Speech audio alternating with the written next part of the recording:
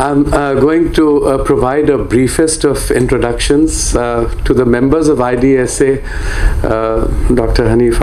Hanif Atmar doesn't need an introduction, but he's quite a remarkable politician by the standards of South Asia.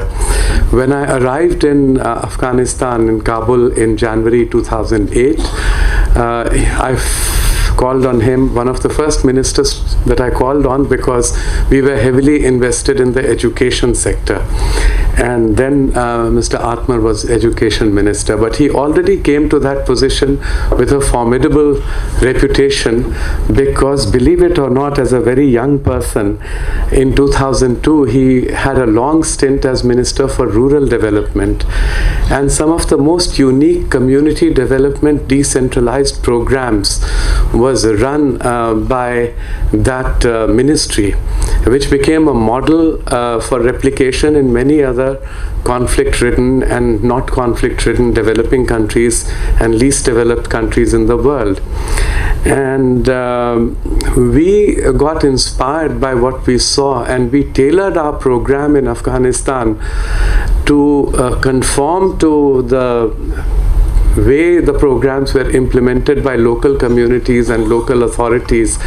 And so we called it the small development projects, which were uniquely very small, less than $2 million worth, small schools, clinics, solar electrification of an institution, typically an educational institution or a training institution for teachers in remote areas. And so we were working with Mr. Hanif Atmar from the start of the present experiment in Afghanistan. And thereafter, for much of my tenure there, he was the Interior Minister.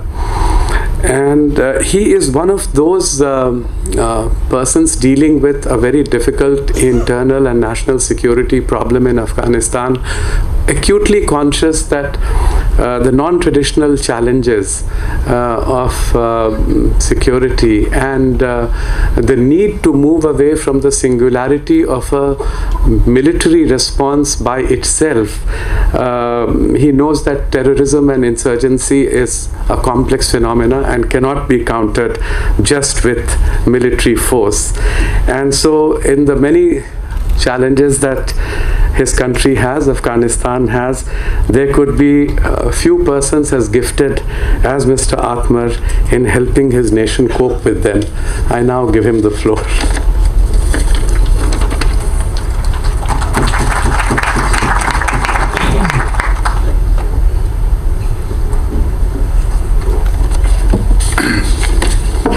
Bismillahirrahmanirrahim. Honorable Defense Minister Parikar Sahib, Ambassador Prasad, a good friend of Afghanistan and my very good friend, Janab Hussain Sheikhul Islam Sahib, Excellencies, colleagues, ladies and gentlemen, good morning. First of all, let me thank Ambassador Prasad for his kind invitation for me to attend this important conference. It's an honor to be one of the speakers at a conference that is dealing with the most defining challenge of our time: security and counterterrorism. Let me congratulate Ambassador Prasad, his colleagues, and the Indian government for creating this forum, a genuine and effective forum, not just for our region, but also for the global community, to hold honest and open discussions about the threats to our societies, our nations, and the ways in which we can get together to neutralize these threats. It's all the more important that this is held in India because of its international credentials to respect norms and our shared values. It gives us a level of comfort to hold those discussions in good faith and with the understanding that they will be translated into good policies. Colleagues, let me also take this opportunity to thank the incredible India, its great people, and its government for its strong friendship, generous support, and reliable partnership with Afghanistan. I know, Ambassador, I personally am grateful to you for the way you contributed to strengthen this partnership. I'm honored to have my honorable colleague, Defense Minister here, who's been a key leader to continue to contribute to the friendship of the two nations. Just a few months ago, our president was here, I suppose right in this room, when he thanked every Indian for his or her $1 contribution to Afghanistan. Well, first of all, $1 billion from India as a contribution to rebuild Afghanistan is extremely important. It's quite a lot of money. But more than that, it represents the goodwill of an honorable nation that honors friendship and values solidarity with a nation like Afghanistan that has been the frontline country against our common enemies and threats. So thank you for all of that.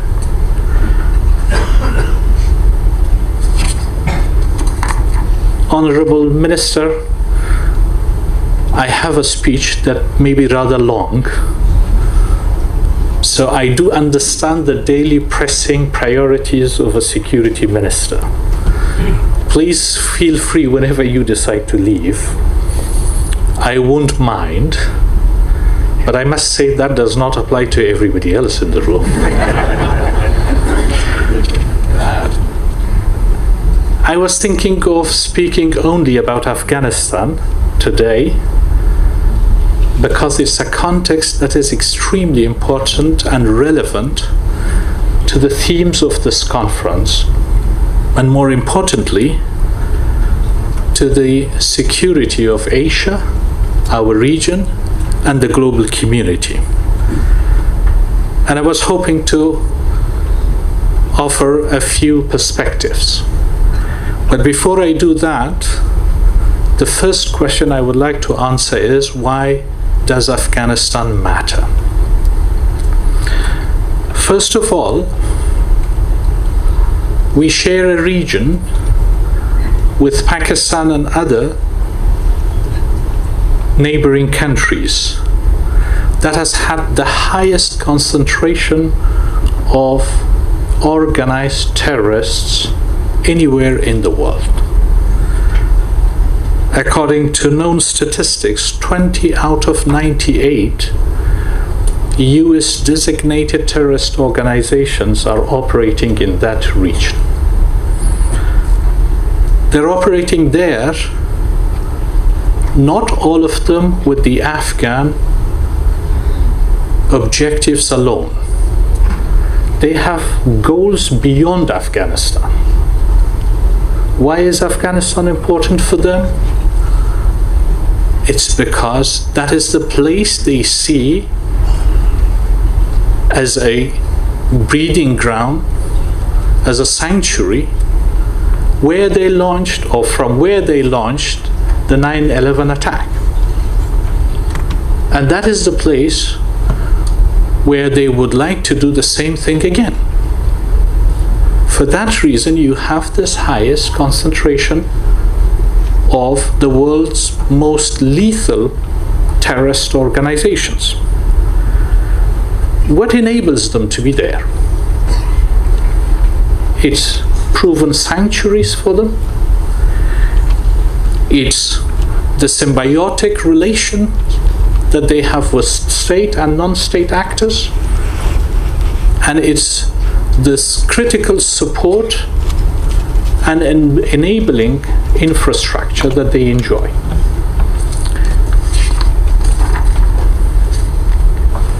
Success in Afghanistan against terrorism is vitally important for the security of our region and global community. Unfortunately, the reverse is also true. Failure in Afghanistan is the failure of the region and the global community in their own effort to secure their nations. There are lessons to be learned from Afghanistan experience. There are many. I wouldn't provide an exhaustive list of such lessons, but there's one that I would definitely highlight, and that is we as the region have a common enemy now, but unfortunately we do not have a common strategy to defeat it. In this context, let me offer 4 key points to summarize our perspectives to the debate that we are going to have over the coming 2 days. The first point: terrorism is morphing and adapting in this region to pursue its goals beyond Afghanistan. Since 9/11, they have established a distinctive ecology, system, and industry. We are no longer talking about lone wolf or a violent terrorist organization. There is a symbiotic axis of 3 critical actors. First, violent extremists. Second, criminal economics. And third, state sponsorship of terrorism. Friends, we are faced by this symbiotic axis of 3 enemies of humanity that have come together to threaten security of every nation in this region and by extension the world community. How do they play out in Afghanistan? Let me focus first on the violent groups. There are 4 groups of extremist terrorist organizations that we continue to fight. Group 1 includes the Afghan terrorists, including Taliban and the Haqqani network. We were successfully able to negotiate a peace agreement with a 3rd group, the Hizb Islam. Second, it's the Pakistani terrorist groups, including the Lashkar-e-Taiba, Jaish-e-Mohammed, and the Tehreek-e-Taliban in Pakistan. The 3rd group of such networks are regional, and that includes the Islamic movement, so-called Islamic movement of Uzbekistan, the East Turkestan Islamic movement of China, Ansarullah and Jindullah. Finally, the 4th group is the one that is very well known and talked about, including Al-Qaeda and Daesh. But what is important about these groups that they have 2 sets of relations that are symbiotic. First, among themselves, they need each other. They need Afghan terrorists in order to be able to come to Afghanistan. And the Afghan terrorists need them for finance, technology, and training. But they all need 2 other sets of relationships. One with rogue state elements that provide them sanctuaries, or at least tolerate them. And second, with criminal economic networks, including the drugs.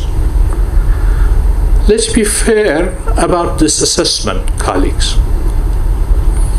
Sometimes we wonder whether their war is about politics or economics or a combination of both. The drug industry and criminal economy produces such an amount of resources that they can easily use to finance both state and non-state actors to pursue terrorist goals. And there's also a personal accountability issue here. Operators involved in the drug industry may hardly listen to the policymakers. And these sorts of relationships actually makes it possible for them to sustain their operations. Considering these facts, ladies and gentlemen, allow me to try to dispel three important myths that are commonly held about terrorism and the war in Afghanistan. First, the first myth is, for those who argue that the war in Afghanistan is a civil war, it's not. It's a drug war, it's a violent terrorist war, and it's unfortunately undeclared state-to-state war. A combination of all of this can easily be demonstrated by the multiplicity of the actors on the ground sustaining this war. Second,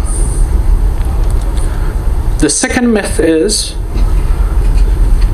those who believe that the distinction between good and bad terrorists will bring them security and will enable them to pursue their goals without being affected themselves. We've seen this, that making such a distinction can actually change a perpetrator to a victim as well. Because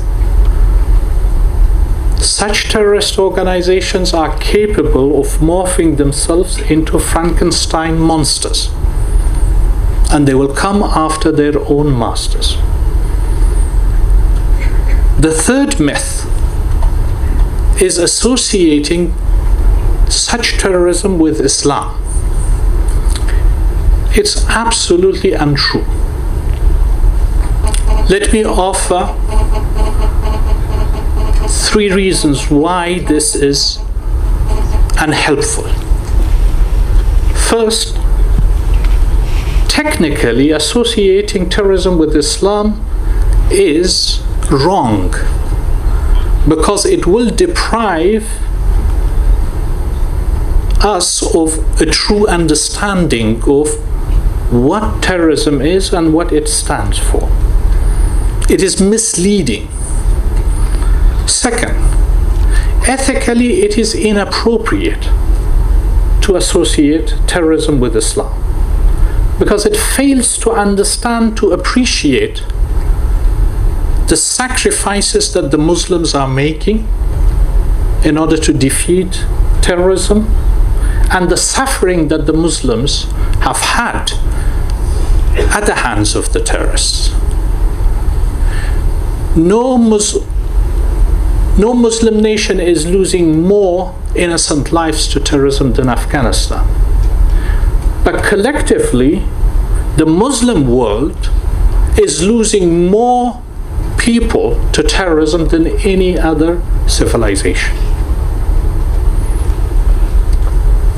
Third, politically, associating terrorism with Islam is unwise because they are extremist ideologies that has nothing to do with Islam. This understanding is important for shaping policies. The conference is about how to contribute to a policy environment in which sound judgment is exercised in identifying the threats and appropriate and effective strategies. With this understanding, we will be much better placed to shape both our counterterrorism strategies and peace and reconciliation. This brings me to a second point, ladies and gentlemen, I would like to make. And that is the irony. Despite the international investment in counterterrorism, terrorism is growing its capabilities and its presence in the Afghan-Pakistan region. Because they have sanctuaries, because they have financing, recruitment, training, and equipment facilities. In Afghanistan, we estimate their number between 40 to 45,000 terrorist soldiers that have been deployed in the region. 1/4 of them are foreigners. They are not from the region. And that makes it extremely difficult for us to decide who to make peace with and who to fight. We cannot make peace with these foreigners. They are not Afghans. And we will have to think of a different strategy together with you, because these foreigners are coming not just from the countries in the region, but also from the rest of the world. There has been a displacement effect. The operation by the Pakistani army called Zarb-e Azm and the pressures on ISIL, Daesh, Al-Qaeda elsewhere in the Middle East have had displacement effect. That's why you have such a high concentration of these terrorist organizations in Afghanistan. As I said earlier, these networks have their individual goals to pursue. However, they have one thing in common, and that is the destruction of the state in Afghanistan, so that they can establish a sanctuary. But let me tell you, colleagues, that if you study these individual networks, there's hardly any country in this region that does not have an enemy among them. Al-Qaeda and Daesh will be the enemy of every one of us, not just the West, not just the United States. Lashkar-e-Taiba and Jaish-e-Mohammed is aimed to hurt India. Actors such as IMU and ATIM are planning to threaten China, Russia, and Central Asia. Well, there are Pakistani-based terrorist networks threatening Afghanistan and the rest of us, but TTP and its splinter groups are actually waging violence in Pakistan against innocent people. One thing we all need to acknowledge, we do not have any friend among them. If anything, every one of us have an enemy among them. It's important for our common understanding and common policy. For Afghanistan, it has been extremely costly. Over the past 14 months, we lost over 10,500 men and women, 25% of them civilians. Every day we are losing 28 Afghans to terrorism on average. If you combine it with the wounded, every day we are losing 81 people on average. It's a very high cost. Despite that high cost, we are still holding our ground. And let me take this opportunity to thank the United States, our NATO partners, India, and our other regional partners, including China and Russia and Iran, for their continued support to this noble struggle. Some would argue that we have a stalemate, as our president responded. Yes, we do. Well, we are having that stalemate made with 1/10 of the international soldiers that we had between 2009 and 2014. So the Afghans, those who have been trained with your tax money and successfully, are now holding their ground successfully. However, my third point is worrying, that the inadequacy of regional response to terrorism is actually making the challenge worse. Our regional response at best is inadequate. Why? Over the past 2 years, we have engaged all of our regional partners.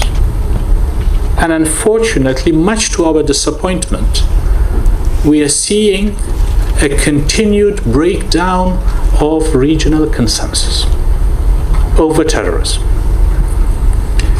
Whatever the reasons, some would cite their rivalries, disputes, and incompatible interests strategically with global actors, and try to translate that into their policies in Afghanistan and the region. Frankly speaking, there is no justification for that. Because at the end, every one of us will lose. But what are these breaking consensus issues? The first one is that we all decided since 9/11 that there shouldn't be a distinction between good and bad terrorists. They're all terrorists, they're all bad. But unfortunately, recently, much to our disappointment, there are actors who are trying to justify that maybe this terrorist can be a partner against that terrorist. And normally that terrorist that they want to make a partner is the Afghan Taliban and the Haqqani network, or the LAT and Jaish-e-Mohammed. We engaged these friends and said, number one, you do not have empirical evidence that the Taliban are the enemies of Daesh, because they are mutating. Because the majority of Daesh in Afghanistan today are either Tehrik-e-Taliban-e-Pakistan or Afghan Taliban. And number two, anything you give them, they will use against us. And who are we to you? A friend or an enemy? We consider ourselves a friend. So the breakdown of that consensus is to the detriment of not just Afghanistan, but the entire region. One lesson that we have to all learn: using a Frankenstein against another enemy is dangerous, and for sure it's going to come after its master.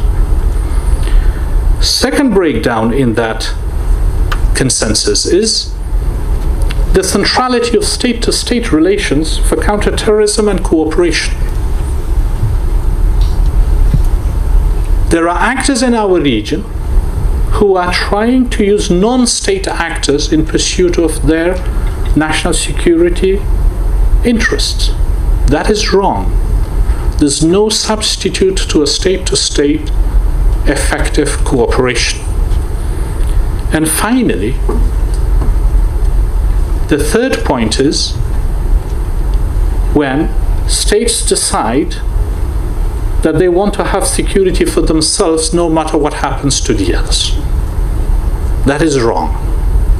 We can either be collectively secure or we can be collectively insecure. We have to decide.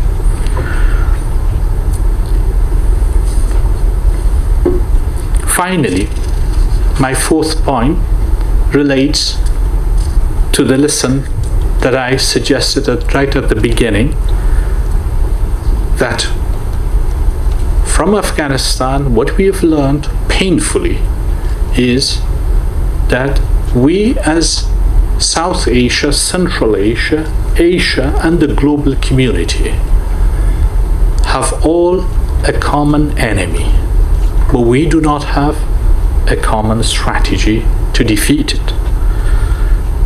And this is the only way to defeat that enemy.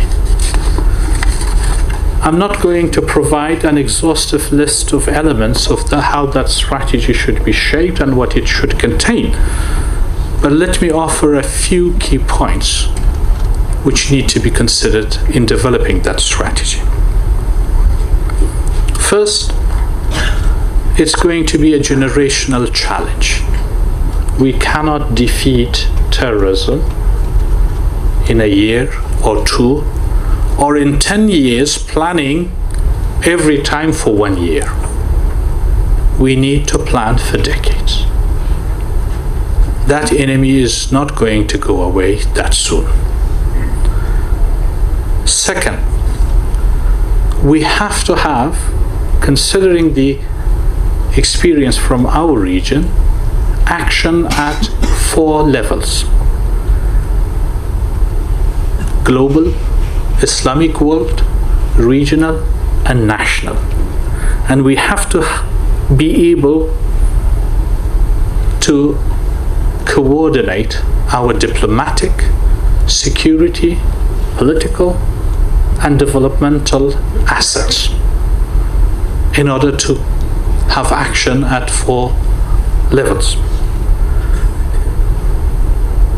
What should we aim at when we are to develop a strategy at the 4 levels?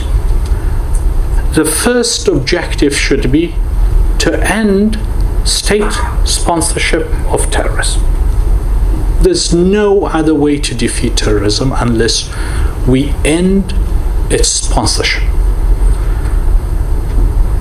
There are states that support terrorism and there are elements within states.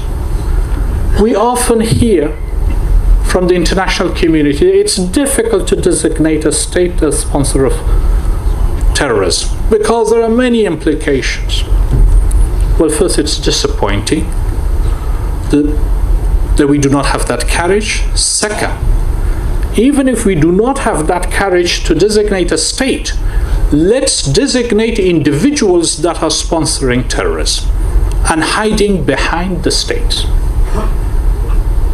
International accountability will have to. It's been long that it has gone beyond just states, and it's holding individuals accountable on human rights, but let's hold them accountable on their support for terrorism, no matter which states they are working for. Second, it has to be a coordinated response of the intelligence, military, diplomatic, to remove sanctuaries and the support infrastructure, including financing, training, recruitment, and equipment. Third level is national action. We agree with those who believe that in addition to doing things about terrorist organizations, we also need to address the internal dynamics, the fertile ground for terrorism. And there are three things from our experience, colleagues, that matter the most: improving governance, addressing poverty, and improving educational systems, among the many other priorities. These will have immediate and decisive impact on terrorism. Our current engagement against terrorism with the United States and NATO will definitely require additional regional help. Finally, peace and reconciliation. Again, from the Afghan experience. Afghan peace and reconciliation will be the most effective counterterrorism strategy in the region and beyond the region.